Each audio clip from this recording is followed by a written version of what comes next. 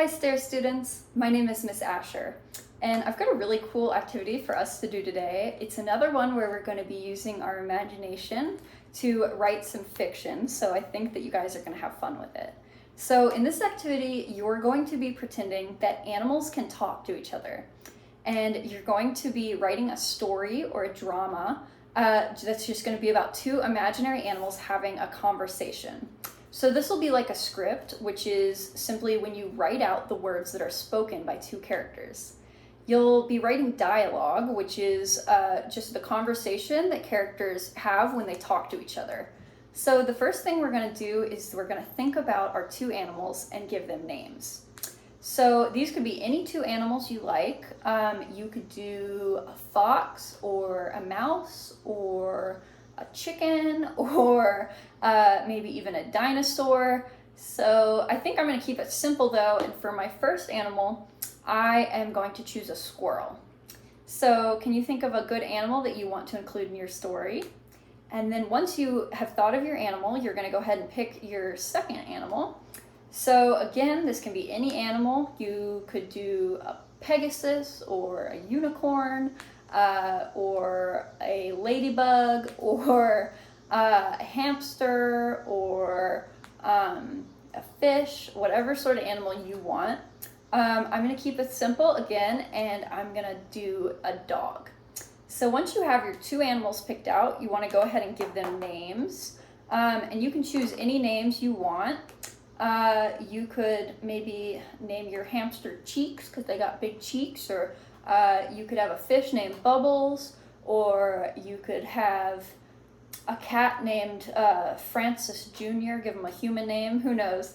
But I'm going to keep it simple again, and I'm going to name my squirrel Nutty because squirrels like to eat nuts. And I'm going to name my dog Ginger because I'm thinking about a dog with a reddish-brown coat, which that's a common name for a reddish dog, is to name him Ginger. So can you think of some names that would match your characters that you have thought of in your head? And then once you do that, we're almost ready to get started. The next thing we're going to do is think about our setting. So remember that a setting is where your story is happening. So you could have your story take place in the jungle, or in the desert, or inside of a house, or maybe underground in a tunnel, or in a pet store. So can you think of a good place where it would make sense for your two animals to meet each other? So I'm thinking I have a dog and a squirrel. I'm thinking they might meet in a forest because that makes sense to me. Maybe the dog lived near the forest and the squirrel lived in the forest and they met while they were exploring. I guess we'll find out in a minute when we write our dialogue. So once you have a setting, we are all ready to get started.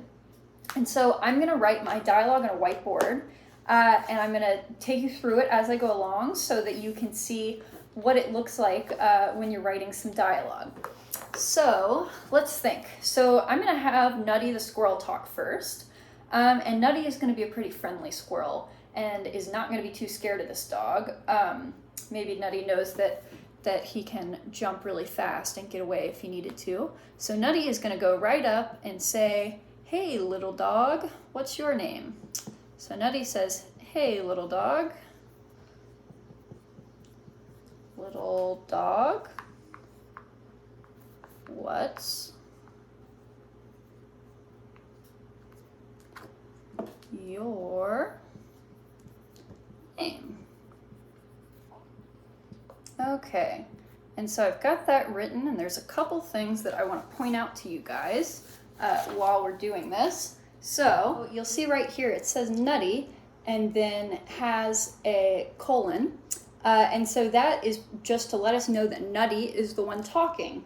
And so then right after that, before our sentence starts, before Nutty starts talking, you'll see these quotation marks. So quotation marks let us know when somebody is talking out loud. It's to let the reader know that the author is not just writing it, but that the characters in the story are speaking. So you'll want to put those quotation marks at the beginning and end of every time one character is talking. So you'll notice that I put a question mark at the end of my sentence, which I'll read you in a second, And that is how you do your punctuation marks are still going to go inside of the quotation marks. Just like if the quotation marks weren't there, you just add them at the beginning and the end to let your reader know that someone is talking out loud. So my dialogue, it starts off by Nutty says, "Hey little dog, what's your name?" And so now we got to think about how our little dog Ginger would respond. So let's see, what would make sense? So Ginger, I think, is just going to respond in a pretty predictable way. Ginger is going to say bark, because Ginger's a dog. So Ginger says, "Bark, my name is Ginger. My name is Ginger. What's yours?" So Ginger says, "My name's Ginger. What's yours?" And so you'll see that again, I wrote Ginger's name followed by a colon to let you know that Ginger is about to talk. And then you see these quotation marks, which let us know what Ginger's saying. And again, I put my punctuation all inside of the quotation marks. And you'll notice that Ginger actually says 3 different sentences here, but that we only need 1 quotation mark at the beginning and 1 at the end, because nobody else is talking in between Ginger. You have 3 sentences all by the same person, so you only need the quotations at the beginning when they talk and the end after they're done. So Ginger says, "Bark, my name is Ginger. What's yours?"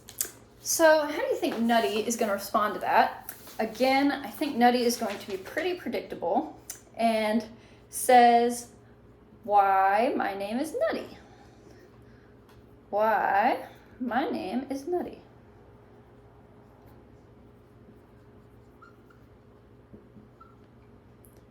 And then let's have Nutty say something else. "My name is Nutty." Uh-oh. I forgot to capitalize that name, so I'm going to erase it and rewrite it. Here we go.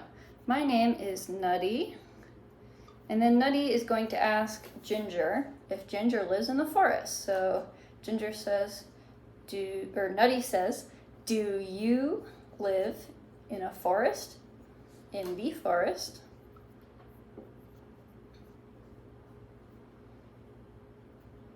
And then, so I'll show you again. So we've got our quotation marks at the beginning and end, and that question mark and that period all go inside of our quotation marks. So Nutty said, "Why, my name is Nutty. Do you live in the forest?" And what do you think our dog is going to say? I'm going to say no. I don't think the dog lives in the forest. So I think Ginger will say no, and then maybe they'll tell us why Ginger is in the forest. I think Ginger might be lost. So Ginger is going to say, "No, I'm lost. I'm lost." Okay. And so as you can see, again, we've got our quotations at the beginning and the end, and Ginger says, "No, I'm lost." And then let's have one more sentence of dialogue, and then we can wrap our story up. So I think that we need to end this on a happy note. So I'm going to have Nutty is going to say, "Oh, that's okay. I can help you. I know the forest really well." So let's write out all that. So Nutty says, "I can help you. I can help you. I know the forest really well."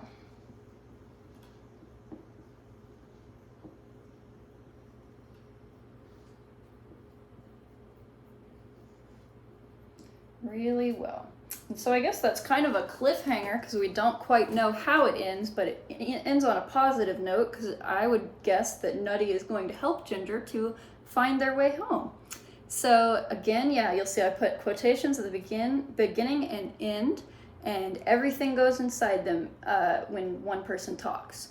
So that is my dialogue, and I hope that you guys can use that to write your own. And you know what? Before I leave you, I'm actually going to read the whole thing through one last time so that you guys can get an idea of what it sounds like without me stopping in between to brainstorm. So before I leave you guys, I'll do this real quick. It says, so Nutty says, "Hey little dog, what's your name?" And Ginger says, "Bark, My name is Ginger. What's yours? And Nutty says, why, my name is Nutty. Do you live in the forest?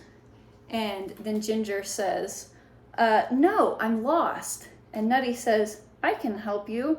I know the forest really well. And so then that is the end of my story.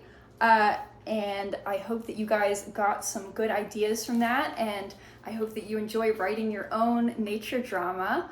And yeah, I hope you really have a fun time with this. I know that I enjoyed it a lot. And I hope to see you guys again for our next video. So y'all have a good day, and until next time, I'll see you soon. Bye.